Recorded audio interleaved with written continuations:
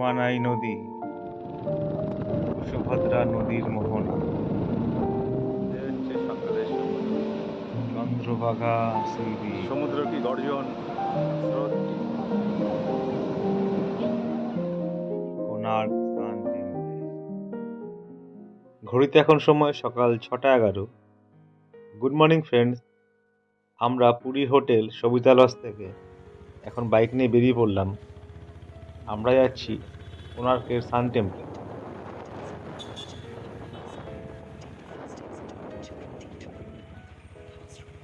এই পুরী থেকে কোণার্কের সান টেম্পলের দূরত্ব প্রায় 38 কিলোমিটার।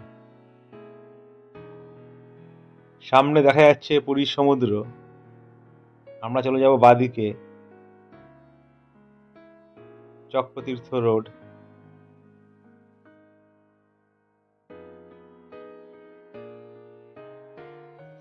গতকাল এই রাস্তায় এসেছিলাম। এই রাস্তার উপরেই বাঁদিকে আছে সোনার গৌরাঙ্গ মন্দির।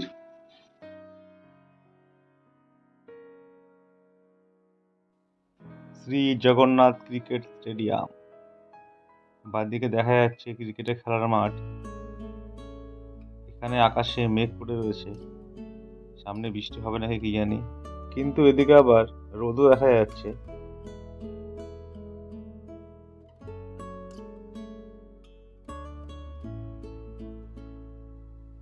চলে আসলাম পুরীর স্ট্যাচু মোড়। এটা হলো স্বামী রামানুজা স্ট্যাচু। বাঁদিকে পুরী হেলিপ্যাড, বাঁদিকে আবার rail station, Konark temple, Chandrabhaga beach সোজা। প্রবেশ করলাম এখন আমরা পুরীর বালুখাদা স্যাংচুয়ারি, একটা অভয়ারণ্য। এখন ফরেস্টের মাঝখান দিয়ে রাস্তা, দুদিকে ঘন বন, ভালোই লাগছে, রাস্তাটাও বেশ ভালো।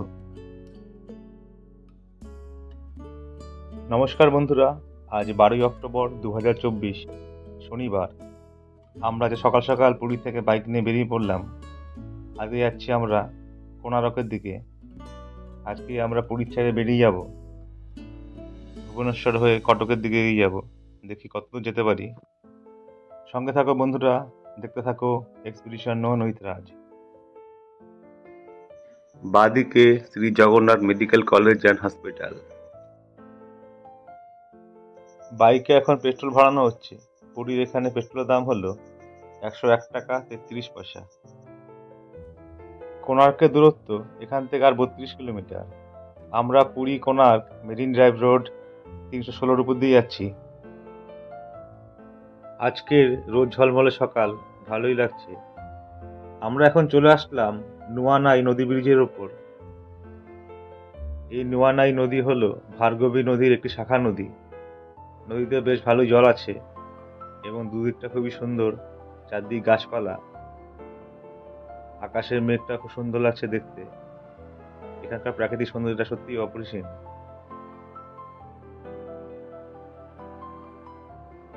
নোয়ানাই নদী পার হয়েই আবার আরেকটা নদী চলে আসলো।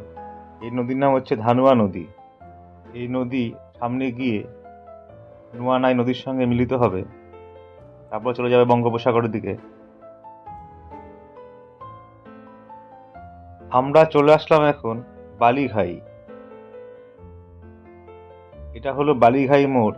বাদিকের রাস্তাটা বেরিয়ে যাচ্ছে গোপ নিমাপদ হয়ে পিপিলি। আমরা যাব ডান দিকে কোণার্ক। এখান থেকে দূরত্ব 23 কিলোমিটার।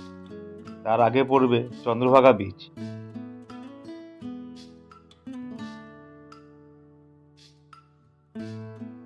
বালুখান কোণার্ক ওয়াইল্ড লাইফ স্যাংচুয়ারির মাঝখান দিয়ে আমরা এখন বাইক নিয়ে এগিয়ে যাচ্ছি কোণার্কের দিকে। রাস্তাটা বেশ ভালো, দুদিকে বন জঙ্গলের মাঝখান দিয়ে বাইক চালাতে বেশ ভালোই লাগছে। এখানে কিছুটা দূর পর পর সাইনবোর্ডে লেখা আছে বন্যপ্রাণী পারাপার করার জায়গা। এদিকে পুরী, এই পাশ দিয়ে আসলাম কিছুক্ষণ আগে। ফরেস্টের মাঝখানে দাঁড়িয়ে একটু রেস্ট নিচ্ছি, আর একটু জল বিস্কুট খাওয়া হলো। এর দিক দিয়ে আমরা যাচ্ছি কোণার্ক টেম্পল।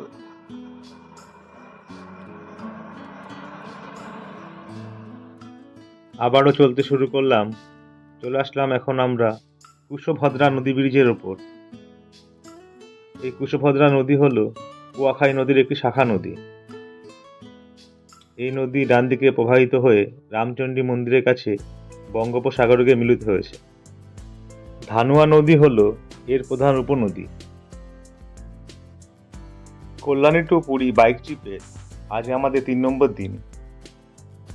কল্যাণী থেকে পুরীর আগের 4টি এপিসোডের লিঙ্ক এই এপিসোডের ডেসক্রিপশনে দেওয়া আছে।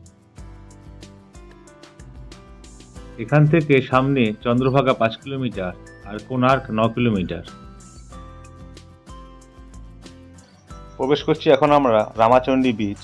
এখানে রামাচণ্ডীর একটি মন্দির আছে। সামনে ডান দিকে কুশভদ্রা নদীর মোহনা দেখা যাচ্ছে। এখানে বোটিং করবার জন্য অনেক নৌকো দাঁড়িয়ে রয়েছে। এই জায়গাটা বড় একটা টুরিস্ট স্পট। এখানে রিসর্ট, থাকার জায়গা, হোটেল সবকিছুই পাওয়া যায়। এখানে অ্যাডভেঞ্চারের বিভিন্ন ব্যবস্থাও আছে। মহানদীর প্রশাখা নদী কুয়াখাই নদী থেকে এই কুশভদ্রা নদী উৎপন্ন হয়েছে। তারপরে এখানে বঙ্গোপসাগরে মেশার আগে প্রায় 3 থেকে 4 কিলোমিটার উপকূলের সমান্তরালে প্রবাহিত হয়েছে। এখানে একটা হ্রদের মতো সৃষ্টি হয়েছে। জায়গাটা খুবই সুন্দর। সময়ের অভাবে আমাদের এখানে দাঁড়ানো হলো না।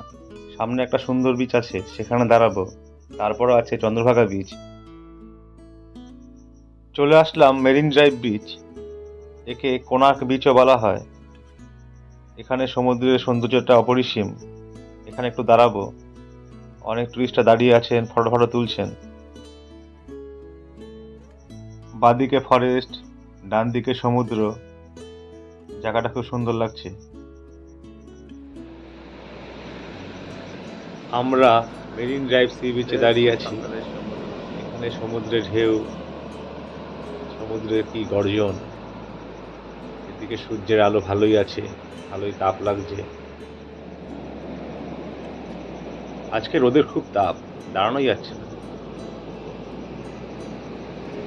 সমুদ্রটা খুব সুন্দর লাগছে দেখতে। চারপাশটা একটু দেখে নিচ্ছি। বালিয়াড়ি, তার উপরে গাছ। এখানে দোকানের শেড দেখা যাচ্ছে। হয়তো বিকেলবেলায় খাবারের দোকান টোকান খোলে, তখন খাবার সব কিছু পাওয়া যায়। ওদিকে আবার শুটিং চলছে। এখানে সমুদ্র, আকাশের মেঘ, সুন্দর লাগছে দেখতে।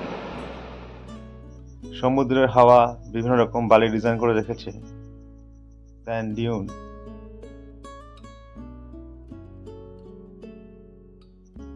এখন এখান থেকে বেরিয়ে যাব।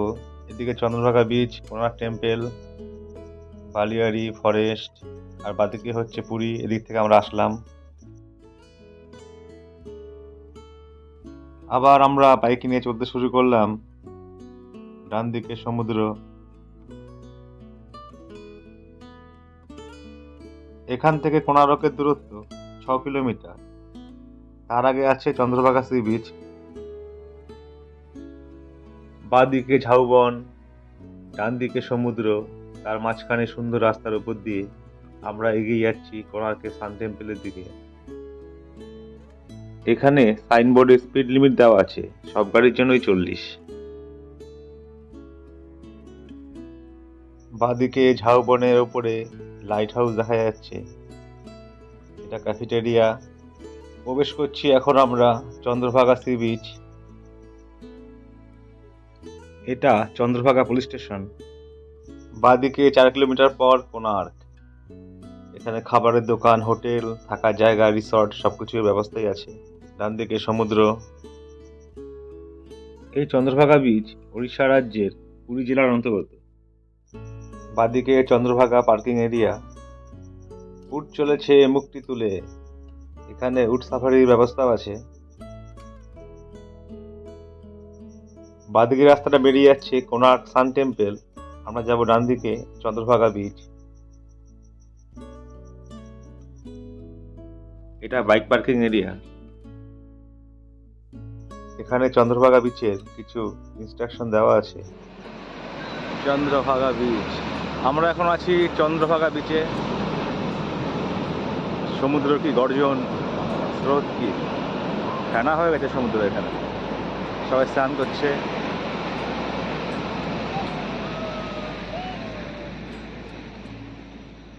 দেখা যাচ্ছে চন্দ্রভাগা টেম্পল, আর দাঁড়িয়া মহাবীর টেম্পল।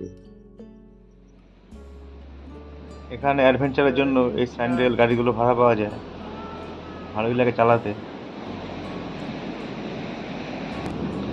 चार्ज कितने का है पर घंटा?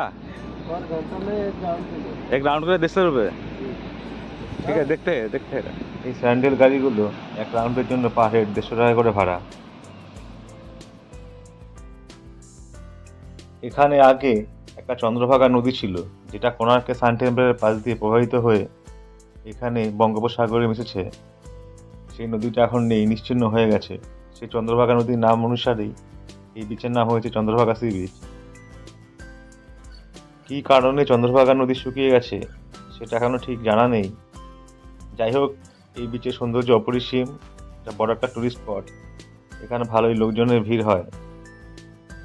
এটা হচ্ছে সানরাইজ বিচ, কারণ দিনের প্রথম সূর্যকিরণ এই বিচেই পড়ে, সেই জন্য সানরাইজ দেখবার জন্য এই বিচে প্রচুর মানুষের ভিড় হয়। সমুদ্রের জলের ঢেউ ভালোই লাগছে দেখতে।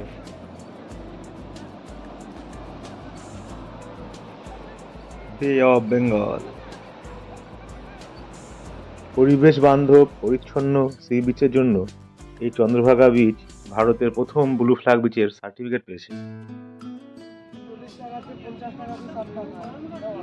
40, 50, 60 ভালো জল।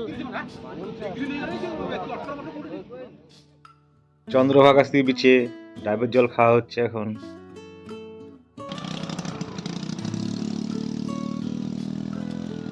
স্যান্ডেল গাড়ি চালিয়ে চলে গেল বিচের দিকে। গাড়ির কি আওয়াজ! এটা বাইক পার্কিং লট, আমাদের বাইক রাখা হয়েছে এখানে। চার্জ পড়েছে 20 টাকা। এই যে আমাদের বাইক টিভিএস অ্যাপাচি। এদিকে যাব কোণার্ক টেম্পল। সলিল বাইক নিয়ে আসছে, এখনই আমরা এখান থেকে বেরিয়ে যাব। এদিকে পুরী, এদিকে কোণার্ক টেম্পল।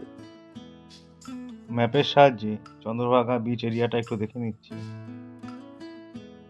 এখানে প্রতি বছর মাঘ মাসে একটা বড় মেলা হয়।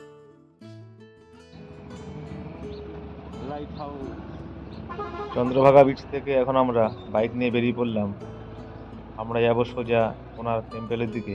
এখান থেকে দূরত্ব 3 কিলোমিটার। এই রুটে বাস চলাচল করে, বাদিকের বাস স্ট্যান্ড। দূরে দেখা যাচ্ছে চন্দ্রভাগা লাইট হাউস, ওখানে যেতে পারলে ভালো হতো। Welcome to Konark notified area council. আমরা এখন অফিসিয়ালি কোণার্কে প্রবেশ করলাম। এখানে রাস্তাটা খুবই ভালো, মাঝখানে ডিভাইডারে গাছ লাগানো আছে, দুদিকেই সারি সারি গাছ। যাই হোক, আমরা কোণার্ক টেম্পলের দিকে এগিয়ে যাচ্ছি। দেখতে থাকো বন্ধুরা, সঙ্গে থাকো এক্সপেডিশন নন উইথ রাজ। প্রবেশ করলাম এখন কোণার্ক সান টেম্পল এরিয়া। এখান থেকেই শুরু হয়ে গেল। ডান দিকে রাস্তাটা চলে যাচ্ছে গোপ, নিমাপদ, পিপিল হয়ে ভুবনেশ্বর। আমরা যাব সোজা সান টেম্পল। এখানে হোটেল, খাবার হোটেল, থাকার জায়গা সবই আছে।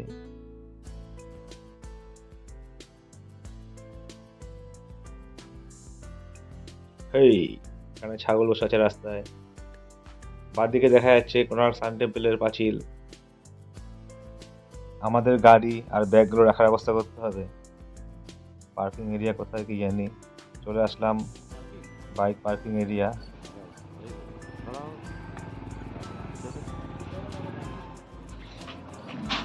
গাড়ি পার্কিং, 3টে ব্যাগ। এখানে বাইকের জন্য 20 টাকা আর প্রতিটা ব্যাগের জন্য 10 টাকা করে চার্জ নেওয়া হলো। যাই হোক, আমরা ব্যাগগুলো রাখতে পেরেছি অনেক। এখন হেঁটে হেঁটে যাচ্ছি সান টেম্পলের দিকে। এখানে বাড়ির জন্য কেনাকাটা করতে পারবেন এবং খাবারের দোকান সবকিছু এখানে পেয়ে যাবেন। First view of Konark San temple. অবশেষে প্রবেশ করছি এখন কোণার্ক সূর্য মন্দির। দেখে মনটা ভরে গেল, মাইন্ড ব্লোয়িং। এখানে টুরিস্টদের ভালোই ভিড় আছে। প্রথমেই এখন আমাদের টিকিট কাটতে হবে। এখানে অনলাইনেও টিকিট কাটা যায়, এই টিকিট কাটার লাইন। টিকিট মূল্য ভারতীয়দের জন্য পার হেড 40 টাকা আর বিদেশিদের জন্য পার হেড 600 টাকা। ভেতরটা সবুজ গাছপালায় ভর্তি। আমাদের ভারতের জাতীয় পতাকা। আজকে হাওয়া একদমই নেই, খুব গরম লাগছে এই জন্য। অনলাইনে টিকিট কাটলে তার মূল্য 35 টাকা। 15 বছরের নিচের বাচ্চাদের আর হ্যান্ডিক্যাপদের কোনো প্রবেশ মূল্য লাগবে না। কোণার্ক সূর্য মন্দিরটি ASI অর্থাৎ আর্কিওলজিক্যাল সার্ভে অফ ইন্ডিয়ার আন্ডারে। সেজন্য সূর্যোদয় থেকে সূর্যাস্ত পর্যন্ত মন্দির খোলা থাকে। যেদিন রাতে মিউজিক আর লাইট শো হয় সেদিন একটু বেশিক্ষণ খোলা থাকে। দুপাশে প্রচুর সবুজ গাছপালায় ভর্তি। এটা অনেকটা অভয়ারণ্যের মতো, তার ভেতর সূর্য মন্দির। এখানে টিকিট দেখিয়ে ভেতরে প্রবেশ করতে হয়। ডান দিকে অনলাইনে টিকিটের জন্য আর বাদিকে অফলাইন টিকিট, যেটা এখন কাটা হলো আমাদের। এখানে দ্রোণ ওড়ানো নিষেধ। এখন টিকিট দেখিয়ে ভেতরে প্রবেশ করছি। টিকিট দেখিয়ে ভেতরে প্রবেশ করা হলো। এখান থেকেই শুরু হয়ে গেল কোণার্ক টেম্পেলের বিভিন্ন শিল্পের কাজ। দুদিকে দুটো সিংহদ্বার দিয়ে এখন ভেতরে প্রবেশ করছি। কোণার্ক টেম্পেলের গেট। ভেতরের পরিবেশটা চারদিক সত্যি সুন্দর, পরিষ্কার পরিচ্ছন্ন। দুদিকে বাগান। এখানে মন্দিরে কিছু ইনস্ট্রাকশন দেওয়া আছে। দুদিকে সিংহ, তার নিচে হাতি, তার নিচে মানুষ। যেহেতু বনের রাজা সিংহ, সে সবার উপরে, তারপরে হাতি, তারপরে মানুষ। এই মন্দিরে প্রবেশ করতে গেলে হিংসা অহংকার সব ত্যাগ করে মাথা নত করে প্রবেশ করতে হবে। সিঁড়ি দিয়ে এখন মন্দিরের উপর দিকে উঠছি। এটা হচ্ছে নাট মন্দির, নৃত্য মন্দির। মন্দিরটি সম্পূর্ণ ল্যাটেরাইট আর খন্ডালাইট পাথরের তৈরি। মন্দিরের দেয়ালে বিভিন্ন নকশা কারুকার্য করা। বিভিন্ন নর্তকের ছবি, তারা বিভিন্ন ভঙ্গিমায় নৃত্য করছেন। বাদ্যযন্ত্র বাজানোর ভঙ্গিমায় শিল্পের কাজ। কি অসাধারণ শিল্পের কাজ, খুব সুন্দর লাগছে দেখতে। এই নাট মন্দিরের ছাদ নেই, কোনো সময় হয়তো ভেঙে পড়ে গেছে। সামনে দেখা যাচ্ছে কোণার্ক সূর্য মন্দির। মন্দিরে সকালে সূর্য আলো পড়ে মনে হচ্ছে যেন মন্দির জীবন্ত হয়ে রয়েছে। মন্দিরের চূড়া অনেকটা পিরামিড আকৃতির। রথের আদলে এই মন্দির তৈরি হয়েছে। এখন সিঁড়ি দিয়ে নিচের দিকে নামছি, মন্দিরের অনেকটা কাছাকাছি যাব। মন্দিরের সামনে চলে আসলাম। সূর্যদেবকে উৎসর্গ করে এই মন্দির তৈরি হয়েছে। সূর্যদেবের রথের আদলে তৈরি এই মন্দির। 7টি ঘোড়া এই রথকে টেনে নিয়ে যাচ্ছে। পূর্ব দিকে সূর্য উদিতমান, সেই দিকে। কোণার্কের এই সূর্য মন্দিরটি 1250 খ্রিস্টাব্দের দিকে পূর্ব গঙ্গা রাজবংশের রাজা প্রথম নরসিংহদেব এটি তৈরি করান। সূর্য দেবতাকে উৎসর্গ করে বিশাল রথের আকারে তৈরি হয়েছিল এই মন্দিরটি। সিঁড়ি দিয়ে এখন মন্দিরে গেটের দিকে যাচ্ছি। এর বেশি ওঠা যাবে না, এখানে রেস্ট্রিকশন লেখা রয়েছে। মন্দিরে দরজার ফ্রেমটা তৈরি হয়েছে ক্লোরাইট পাথর দিয়ে। ওটা নাট মন্দির, ওখান দিয়ে আমরা আসলাম। আর এদিকে হলো ভোগ মন্দির, যেখানে মন্দিরে ভোগ রান্না করা হতো, ভগ্নাবস্থায় পড়ে রয়েছে। রথের আদলে তৈরি এই মন্দিরটি 7টি ঘোড়ায় টানছে, আর সূর্যের রথের সারথি হলো অরুণাভ। মন্দিরে ডান দিকে 4টি ঘোড়া আর বাদ দিকে 3টি ঘোড়া ছিল। ঘোড়াগুলো বেশিরভাগই ভেঙে গেছে, একটা ঘোড়া ভালো আছে। আর ঘোড়াগুলোর ঠিক সামনে ছিল একটা অরুণা স্তম্ভ, যেটা বর্তমানে পুরী মন্দিরের সামনে স্থানান্তরিত করা হয়েছে। কোণার্ক সূর্য মন্দির কলিঙ্গ স্থাপত্যের নিদর্শন। এই মন্দিরের বেশিরভাগ অংশই ধ্বংস হয়ে গেছে। যেহেতু মন্দিরটি রথের আদলে তৈরি, সেজন্য মন্দিরের দুপাশে মোট 12 জোড়া রথের চাকা আছে। সেগুলি সবই পাথরে খোদাই করা। প্রতিটি চাকার ব্যাস 3 মিটার বা 9 ফুট 9 ইঞ্চি। চাকায় 8টি চওড়া স্পোক আর 8টি সরু স্পোক আছে। এই চাকার সাহায্যে সময় নির্ণয় করা হতো। মন্দিরের দেয়ালে বিভিন্ন রকম শিল্পের কারুকার্য করা আছে। পশু পাখি, মানুষ। কোণার্ক সূর্য মন্দির আমাদের দেশের একটা ঐতিহ্য, গুরুত্বপূর্ণ সম্পদ। সেই জন্য আমাদের দেশের 10 টাকা নোটের পেছনে এই মন্দিরের চাকার ছবি স্থান পেয়েছে। দিনের প্রথম সূর্যের আলো নাট মন্দির, জগমোহন মন্দির হয়ে প্রধান মন্দিরের ভেতরে থাকা বিগ্রহের উপরে যাতে প্রথম আলোটি পড়ে, সেভাবেই মন্দিরটি তৈরি করা হয়েছে। মন্দির চারদিক পাঁচিল বেষ্টিত। পূর্বে প্রবেশের জন্য আরও দুটি প্রবেশদ্বার ছিল। এটা দক্ষিণ দিকে হলো অশ্বদ্বার আর উত্তর দিকে আছে হস্তিদ্বার। এই দুটি দ্বার বর্তমানে বন্ধ রয়েছে। কেবলমাত্র পূর্ব দিকে সিংহদ্বার, যেখান দিয়ে আমরা প্রবেশ করলাম, সেটাই খোলা রয়েছে। কোণার্কের প্রধান মন্দির, যাকে দেউল বলা হয়, সেটা আর নেই, ধ্বংস হয়ে গেছে। আর যেটা রথের মতো দেখতে মন্দির, সেটা হলো জগমোহন, যেটা প্রার্থনা গৃহ। সেই অংশটাই বর্তমানে টিকে রয়েছে, যেটা সামনে দেখা যাচ্ছে। আগে কোণার্ক সূর্য মন্দির এবং তার চারদিকে সংলগ্ন অঞ্চল এরকম দেখতে ছিল। দেখা যাচ্ছে অশ্বদ্বার, ওখানে ওঠা নিষেধ। মন্দিরটি মোটামুটি 3 রকম পাথর দ্বারা তৈরি করা হয়েছে। সেগুলি হলো ক্লোরাইট, খন্ডারাইট আর ল্যাটেরাইট পাথর। কোণার্ক নামটি দুটি শব্দের সংমিশ্রণ। কোণা বা কোণ, যেটা দিক, আর অর্ক মানে হচ্ছে সূর্য। যেহেতু মন্দিরটি পূর্ব দিকে মুখ করা এবং দিনের প্রথম আলো এই মন্দিরের সূর্য দেবতার উপর এসে পড়ে, সেজন্য নামকরণ করা হয়েছে কোণার্ক সূর্য মন্দির। মন্দিরের চাকাগুলোর গঠন প্রণালী দেখতে একই রকম হলেও ভেতরের ডিজাইন কিন্তু প্রত্যেকটিরই আলাদা। 12 জোড়া চাকার সাহায্যে 12টি মাস এবং 12টি রাশিকে বোঝায়, আর প্রতি মাস 2টি চক্রে শুক্লপক্ষ এবং কৃষ্ণপক্ষের প্রতীক। অন্যদিকে 7টি ঘোড়াকে সপ্তাহে 7টি দিন বোঝানো হয়েছে, আর 24খানা চাকাকে 24 ঘন্টা বোঝানো হয়েছে। কোণার্কের প্রধান মন্দিরের চারপাশে অনেক ছোট ছোট মন্দির আছে। যেমন সামনে ছায়াদেবী মন্দির, এটা তৈরি হয়েছিল 1100 থেকে 12 খ্রিস্টাব্দের মধ্যে। এখন সেখানে আমরা প্রবেশ করছি। এই মন্দিরটিও ল্যাটেরাইট, খন্ডারাইট পাথর দিয়ে তৈরি। এটি 1900 থেকে 1910 সালের মধ্যে খননকালে আবিষ্কৃত হয়েছিল। মন্দিরটি সূর্য দেবতার স্ত্রী ছায়াদেবী এবং মায়াদেবীকে উৎসর্গ করা হয়েছে। মন্দিরের দেয়ালে হিন্দু দেবদেবীদের নকশা খোদাই করা আছে, যেমন অগ্নি, বরুণ, বিষ্ণু, বায়ু। প্রতিটি মন্দিরের পাথরের খাঁজে খাঁজে লুকিয়ে রয়েছে অনেক রহস্য আর ইতিহাস। মেন গর্ভগৃহে দেখা যাচ্ছে সূর্য দেবতার ছোট্ট একটা মূর্তি। মন্দিরের বাইরের দেয়ালগুলো সুন্দর নকশায় আবৃত। এখানে আবার সূর্য দেবতার একটা মূর্তি আছে, সেটা ভগ্নাবস্থায়। প্রধান মন্দির দেউলের 3 পাশে 3টি ছোট মন্দির ছিল।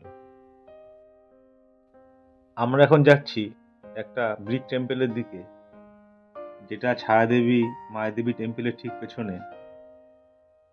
10ম থেকে 11 শতকের মধ্যে এই ব্রিক টেম্পলটা তৈরি হয়েছে। 1956 সালের খননের সময় এই ইটের তৈরি মন্দিরটি আবিষ্কৃত হয়েছিল।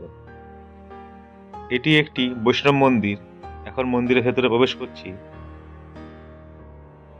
এখানেও মন্দিরের গর্ভগৃহে সূর্যদেবের একটি মূর্তি রাখা আছে। কোণার্ক মন্দির তৈরি করতে প্রায় 1200 কারিগরের 12 বছরের বেশি সময় লেগেছিল। কোণার্ক মন্দিরটি অনেকটা জায়গার উপরেই অবস্থিত। দৈর্ঘ্যে 264 মিটার এবং প্রস্থে 160 মিটার। মন্দির সংলগ্ন অঞ্চলের চারপাশে প্রচুর গাছপালায় ভর্তি। কত প্রাচীন বটগাছ। বহুদিন আগে এই কোণার্ক মন্দিরের পাশে ছিল চন্দ্রভাগা নদী। সেই নদী এখন আর নেই, শুকিয়ে গেছে। 16 থেকে 18 শতকের মধ্যে কোণার্ক মন্দির বহুবার বহিরাগতরা আক্রমণ করেছিল এবং মন্দির ভেঙে বিভিন্ন মূল্যবান সম্পদ লুট করেছিল। ওই সময় মন্দির বহুভাবে ক্ষতিগ্রস্ত হয়েছিল এবং মন্দিরের গৌরব আস্তে আস্তে হারিয়ে যাচ্ছিল। এখানে একটা মকর জাতীয় প্রাণীর মুখ বেরিয়ে রয়েছে। সম্ভবত এখান থেকে জল সরবরাহ করা হতো। তার উপরে আছে সূর্য দেবতার ছবি, তিনি ঘোড়ার উপর বসে রয়েছেন। এত বড় মন্দির হওয়া সত্ত্বেও কোণার্ক মন্দিরে কোনো পুজো হয় না, কারণ 1626 খ্রিস্টাব্দ নাগাদ তৎকালীন রাজা এক যুদ্ধে পরাজিত হয়ে মন্দিরের প্রধান বিগ্রহকে নিয়ে পালিয়ে গেছিল। সেই সময় থেকে এই মন্দিরের পুজো বন্ধ রয়েছে। দীর্ঘদিন ধরে এই মন্দির পরিত্যক্ত অবস্থায় ছিল, লোকচক্ষুর আড়ালে চলে গেছিল, বালির নিচে চাপা পড়েছিল, চারদিক জঙ্গলে ভর্তি হয়ে গেছিল। পুনরুদ্ধারের আগে মন্দিরটি সম্পূর্ণ ধ্বংসস্তূপে ছিল। পরবর্তীকালে 1803 সালে ইস্ট ইন্ডিয়া কোম্পানির সহায়তায় এই মন্দিরটি সংরক্ষণের কাজ শুরু হয়। 100 বছর পর 1903 সালে জগমোহন মন্দিরে ফাটল দেখা দেয়। সেজন্য জগমোহন মন্দিরকে রক্ষা করার জন্য তখন বাংলার লেফটেন্যান্ট গভর্নর J.A. বার্ডিলন মন্দিরের ভেতরে বালি দিয়ে ভরাট করে সিল করে দেন, যাতে মন্দিরটি ভেঙে না পড়ে। মন্দিরের 3 দিকে অবস্থিত সূর্যদেবের মূর্তি। বর্তমানে ভারতের প্রত্নতাত্ত্বিক বিভাগ 2022 সাল থেকে মন্দিরের সংস্করণের কাজ আবার শুরু করেছে। জগমোহন মন্দিরের ভেতরের সব বালি বের করে ভেতরটা সম্পূর্ণ রিপেয়ারিং করা হবে।